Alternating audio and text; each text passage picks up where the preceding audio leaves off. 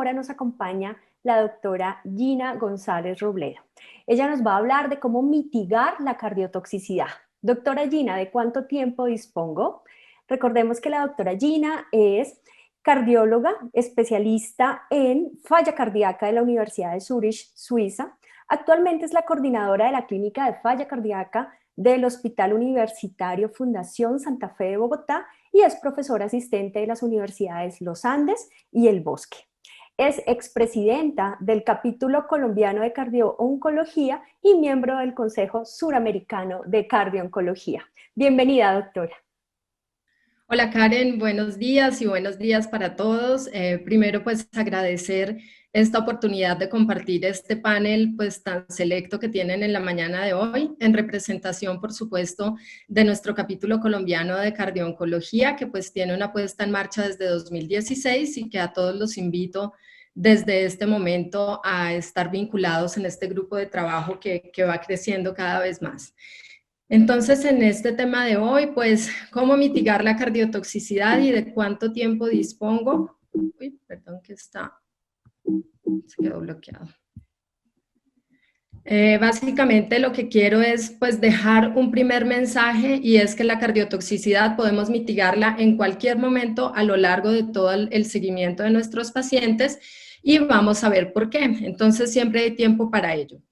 Quiero decirles acá que los expertos siempre nos dicen que tenemos como tres grandes bloques de intención dentro del tratamiento de estos pacientes. Un diagnóstico temprano, prevención del daño derivado por las terapias cardiotóxicas y el tratamiento instaurado ya una vez se ha establecido el daño. Pero a lo largo de todo ese continuo siempre hay que hacer una estratificación de riesgo, que es la que nos va a permitir de forma dinámica ir cambiando todas nuestras intervenciones de tal forma que podemos hacer un seguimiento individualizado. Y esta es una frase que me gusta mucho, que parece muy obvia, pero dice: la prevención de riesgo cardiovascular previene la toxicidad inducida por tratamientos para el cáncer. Eso resume mucho todo lo que nosotros podemos hacer y parece muy fácil. La mitigación la podemos hacer a través de una intervención cardio-oncológica, que básicamente pues tiene un componente de trabajo de grupo, y este trabajo en equipo en conjunto con los oncólogos y los hematólogos nos va a permitir sobre todo reducir la posibilidad de interrupción de los tratamientos, reducir la necesidad de cambios o suspensión de los tratamientos oncológicos, lo cual claramente pues se traduce en un deterioro del pronóstico de los pacientes, y eso lo podemos hacer a través de la estratificación del riesgo basal, el tratamiento muy estricto de las comorbilidades, la detección temprana, el tratamiento de los eventos adversos de esas terapias, y aquí quiero hacer un especial énfasis sobre todo en la hipertensión arterial, que es algo que estamos enfrentando cada vez más frecuentemente. Y pues lo que queremos hacer, además de mejorar el tratamiento tanto oncológico como cardiovascular del paciente, es poder propender por una buena calidad de vida, y para ello también es fundamental incentivar el ejercicio en nuestros pacientes. Este es un gráfico clásico que, como he dicho yo antes, la línea de tiempo resume la forma como debemos comprender la cardiotoxicidad. Sabemos que en esta línea de tiempo, pues de forma basal, el paciente ya va a traer unos factores de riesgo que son inherentes a sus antecedentes cardiovasculares, a su estilo de vida, y que hay otras condiciones como el tipo de tratamiento que necesita recibir que también le confieren un riesgo un poco mayor. Y una vez instaurado el tratamiento potencialmente cardiotóxico, podemos tener un daño que puede empezar incluso desde horas o días después de una primera infusión o una primera exposición, por ejemplo, a la radiación, y ese daño se puede ir haciendo cada vez mayor y podemos irlo encontrando a través de diferentes aproximaciones desde el punto de vista subclínico. Porque ya cuando el paciente tiene, por ejemplo, una insuficiencia cardíaca manifiesta, pues ya la insuficiencia cardíaca es una entidad pues potencialmente mortal, también de muy mal pronóstico, entonces no queremos llegar tan tarde. Es por eso que en esa línea de tiempo, y sabiendo que desde un daño inicial y subclínico ya se pueden valorar algunos parámetros como los biomarcadores o el strain longitudinal global, pues debemos ir un poco hacia llegar a una detección precoz a través de esa aproximación e instaurar un tratamiento cardioprotector de forma muy temprana que nos permita dar continuidad a los tratamientos oncológicos. En la parte inicial, donde nosotros esperaríamos que idealmente llegaran todos los pacientes que van a ser sometidos a una quimioterapia potencialmente cardiotóxica, deberíamos poder entonces también hablar con el oncólogo y si el paciente es de riesgo muy alto, tratar de escoger algunos protocolos que sean un poco más seguros o también, por ejemplo, poder utilizar protocolos ajustados con antraciclinas en dosis continua. A veces hay la posibilidad de tener las presentaciones liposomales que pues son mucho más costosas y pues más adelante también hablaré sobre algunos datos que tenemos en prevención primaria. También algo que nos ayuda a poder enfocar cuáles son las estrategias de atenuación de daño en los pacientes es la teoría de los múltiples golpes. Sabemos que los pacientes que presentan una cardiotoxicidad tienen un conjunto de factores que se conjugan de una forma negativa, porque no solamente está su historia cardiovascular, no solamente es un agente químico el que va a producir un daño selectivamente, sino que también existe la posibilidad de daño conjunto con más de un fármaco que se necesite utilizar o más de una estrategia, como en el caso de quimioterapia endovenosa o subcutánea, más radiación y particularmente sobre el hemitórax izquierdo, pero también hay daños indirectos porque los pacientes incluso pueden caer en depresión, hay una tendencia también a priorizar el tratamiento del cáncer y abandonar todas las patologías crónicas, lo cual hace que pues estos factores de riesgo se potencien y al potenciarse también van a incrementar la posibilidad de cardiotoxicidad derivada o potenciada por un fármaco antineoplásico. En ese sentido, también hay muchos factores que pueden influir, también como no solamente los cardiotóxicos, sino también otras terapias que se utilizan como los corticoides crónicos, el hecho de que los pacientes tengan caquexia, que entren en desacondicionamiento y abandonen del todo el ejercicio. Solamente en esta gráfica quiero recordarles que para nosotros como clínicos es importante tener a la mano unas listas de chequeo donde podamos valorar cuáles son los grupos farmacológicos, cuáles son los fármacos asociados a toxicidad y los principales cuadros clínicos que esto produce, porque muchas veces no estamos tan familiarizados con ellos. Entonces, en el documento suplementario del Consenso Español podemos tener acceso a estas listas de chequeo, que siempre es muy importante tenerlas en el consultorio. Entonces, también muchos expertos nos dicen que no hay pacientes sin riesgo de toxicidad, hay pacientes con riesgo estándar y con riesgo incrementado. Ya desde 2013, más o menos en la publicación de las guías americanas de falla cardíaca, se posiciona el uso de cardiotóxicos como un factor que pone a un paciente en estadio A de insuficiencia cardíaca. Con lo cual, si nosotros en un seguimiento de este paciente ya tenemos evidencia de un daño estructural, estamos autorizados para empezar un tratamiento, bien sea con IECA, con BRAE y beta bloqueantes, para minimizar este riesgo. Entonces, es un enfoque que también tenemos que tener presente que nos incentiva hacia el inicio de terapia cardioprotectora de forma temprana. También las guías de riesgo cardiovascular de 2016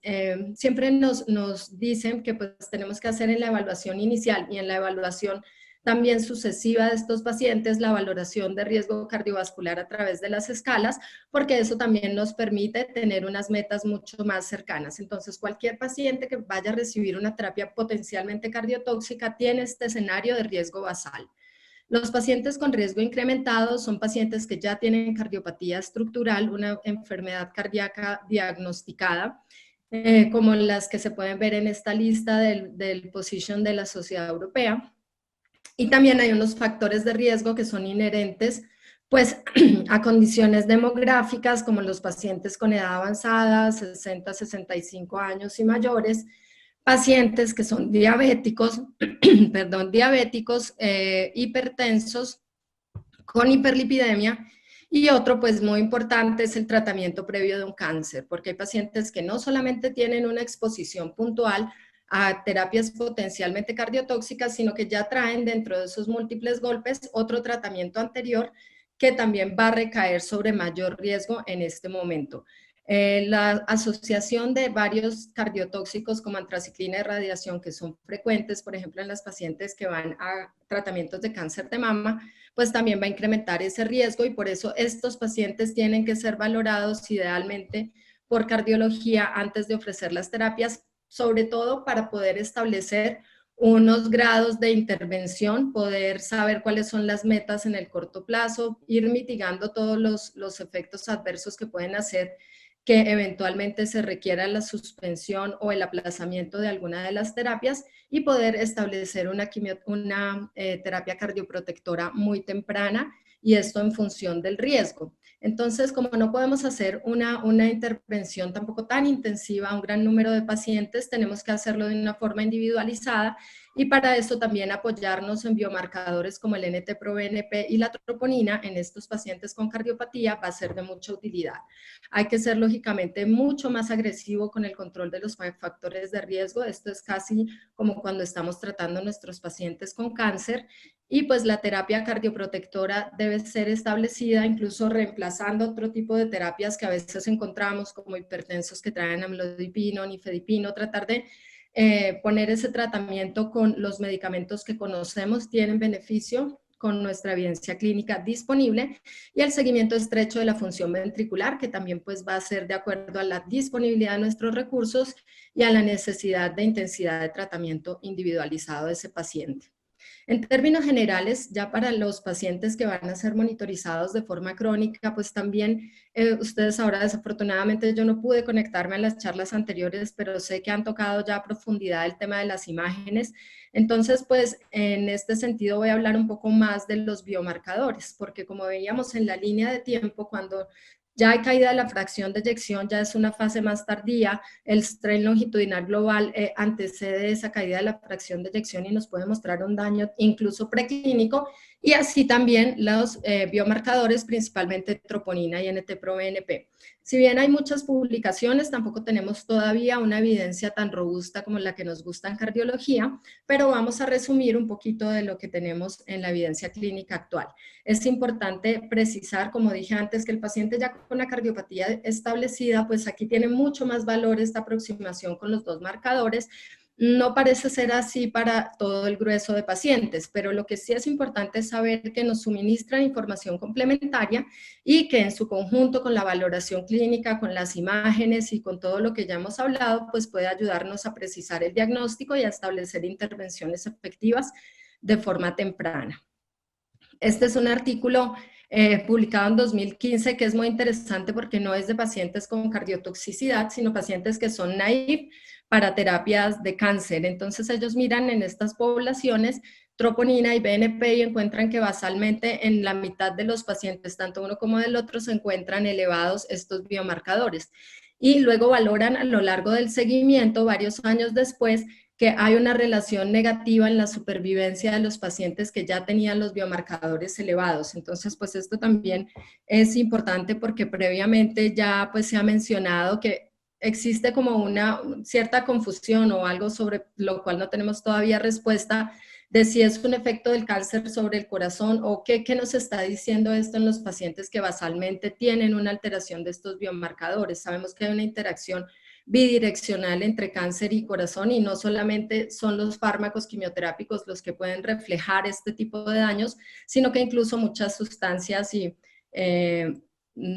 hormonas y muchas proteínas a nivel celular derivadas del cáncer también pueden hacer una interferencia en ese daño y en ese estatus basal de biomarcadores de los pacientes. Entonces, tener presente que aquellos que fueron positivos incluso antes de la quimioterapia y siendo sanos, también tuvieron un peor pronóstico. Esta es una diapositiva de la doctora Cardinale que presentó en algún europeo, que me gusta porque pues, desde ya hace 20 años ellos están publicando y dándonos todas las herramientas que de hecho son las que nos ayudan a basar las recomendaciones actuales sobre el uso de la troponina, cómo podemos utilizarla en detección temprana, cómo podemos utilizarla para guiar el tratamiento, para instauración del tratamiento con enalapril, cómo pues hay una relación directa entre los pacientes que a lo largo de su tratamiento elevan la troponina y tienen eventos cardiovasculares o caída de la fracción de eyección. Entonces esto pues nos muestra también otra línea de tiempo del conocimiento generado por este grupo.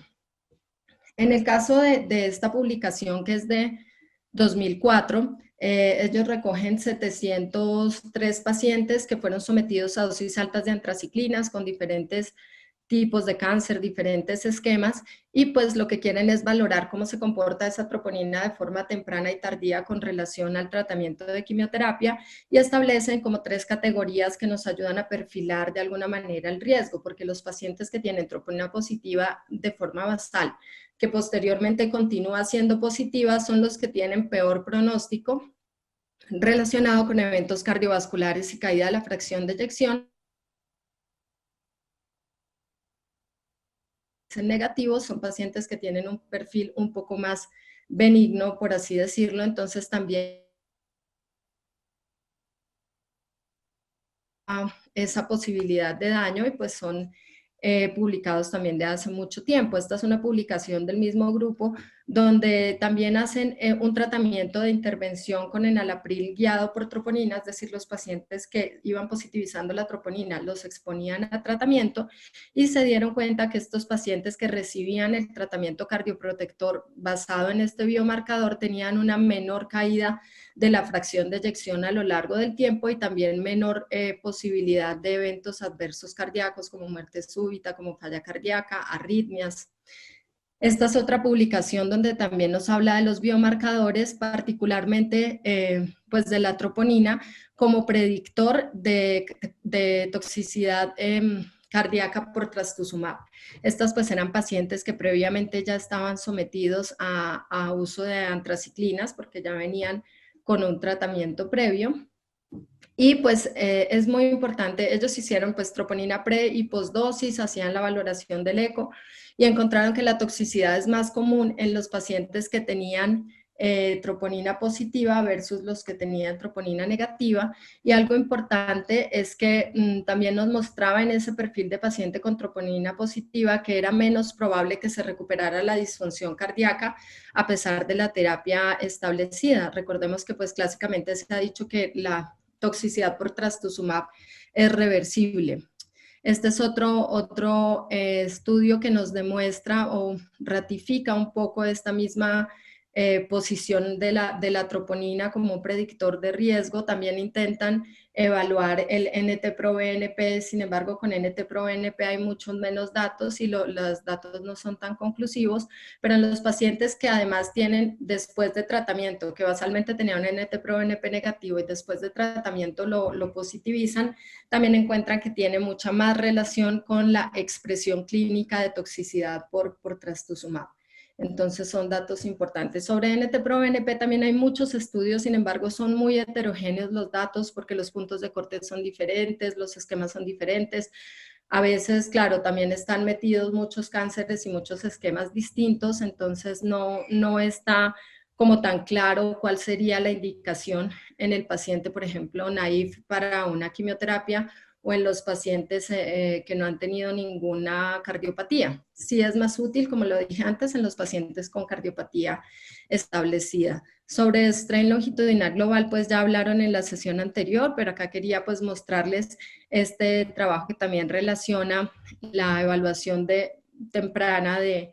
predicción de cardiotoxicidad con imagen y biomarcadores, resaltando pues el gran valor predictivo negativo de esta combinación para la predicción de toxicidad, y pues esto puede ayudar a guiar el tratamiento de acuerdo a esa línea de tiempo que la doctora Cardinale nos puso en el primer artículo. Ya también sobre los puntos de corte hablaron, y aquí pues me gusta mucho resaltar este esquema algoritmo de los españoles, del consenso español, que me parece que también debemos tenerlo a la mano y me parece que es muy adaptable incluso al entorno sanitario nuestro, entonces pues también les recomiendo que puedan utilizarlo. Otro punto a resaltar es que el potencial de recuperación de la fracción de eyección una vez el paciente ya tiene un diagnóstico de toxicidad está muy ligado a qué tan rápido se instaure el tratamiento, porque hay un gran porcentaje de pacientes que no se recuperan totalmente. Y esto también lo podemos ver en esta corte grande de pacientes del grupo de Milán, de 2.625 pacientes, en quienes tras una instauración temprana tenían una recuperación completa solamente del 11% de los pacientes, y ellos tenían un porcentaje de toxicidad cercano al 10% que se presentaba principalmente en el primer año. Tienen un esquema muy estricto de valoración de biomarcadores y strain longitudinal global, pero lo que sí se vio es que los pacientes en quienes se hizo un inicio de terapia cardioprotectora, cuanto más temprano fue, más posibilidad tenía de recuperarse. Entonces, otro mensaje que tenemos que tener allí. Este es un cuadro de estudios de prevención primaria en pacientes de cáncer de seno. En prevención primaria también pues tenemos estudios con Ns pequeñas, no tenemos todavía como estos resultados tan espectaculares que queremos, pero pues sí me gusta que al menos podamos saber de qué evidencia clínica se dispone y cuáles son los escenarios en los que se han estudiado. Este Overcome es de pacientes hematológicos, también en prevención primaria con enalapril y carvedilol en grupos de pacientes que reciben antraciclinas. Y este que está publicado en 2018, que también es del grupo de Cardinale, que es el ICOS-1, que es de estrategia de cardioprotección con enalapril en 2 grupos de pacientes. Entonces, pues bien guiado por troponina o en todos los pacientes, y si bien no encuentran diferencias significativas, es un hecho que los pacientes que reciben la terapia cardioprotectora en quienes tienen daño preclínico, definitivamente hay una reducción de la cardiotoxicidad cercana al 25%, y las 2 estrategias muestran eso. Ellos reclutan en este trabajo más o menos 270 pacientes y valoran pues el porcentaje de elevación de troponina, la caída de la fracción de eyección y los eventos cardiovasculares a un año con estas 2 estrategias, que igualmente muestran que es seguro. Este es un artículo publicado también recientemente, es como del mes pasado, de sacubitril valsartán en una corte también pequeña de pacientes donde valoran parámetros objetivos con fracción de eyección por ecocardiografía, pero también con cardiorresonancia. Entonces, encontrando que tras la exposición de sacubitril valsartán en estos pacientes tienen mejoría en varios de los parámetros evaluados, y pues no solamente demuestra la pues, correcta tolerancia y la seguridad en este grupo de pacientes, sino también